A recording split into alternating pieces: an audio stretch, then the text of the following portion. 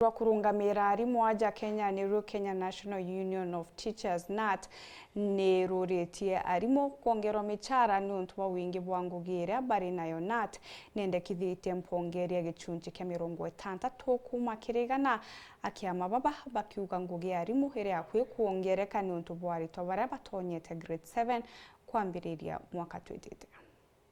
Yeah, my name is Cornelius Odur. I work at the Human Rights Commission, which hosts the ARIMU Bora Working Group.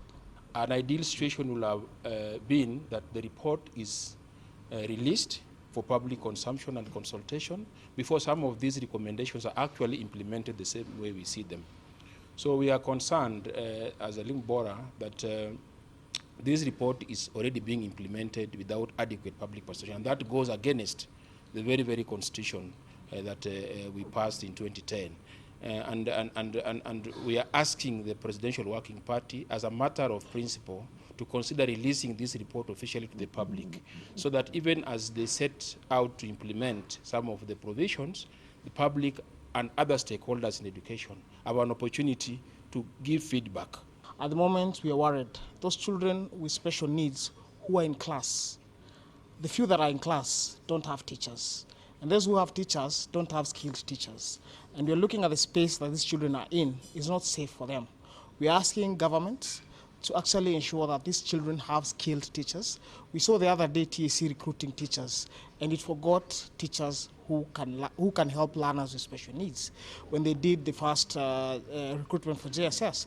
And now they're doing a second one, and we're wondering, are they also going to forget? It's now second term, so it means those learners with special needs have been in school for almost 2 terms without teachers, skilled teachers. And this is worrying because now we see now the children are being wasted, their futures are being wasted. These are children who also can contribute to the building of the nation. So we are actually urging that parents with children with special needs take their children to school so that we can also ask the government to supply teachers, because most of the times we find parents are keeping their children at home, not because they want to, but because even if you take them to school, they're just sitting there without any learning. And any learner can learn. Every learner can learn.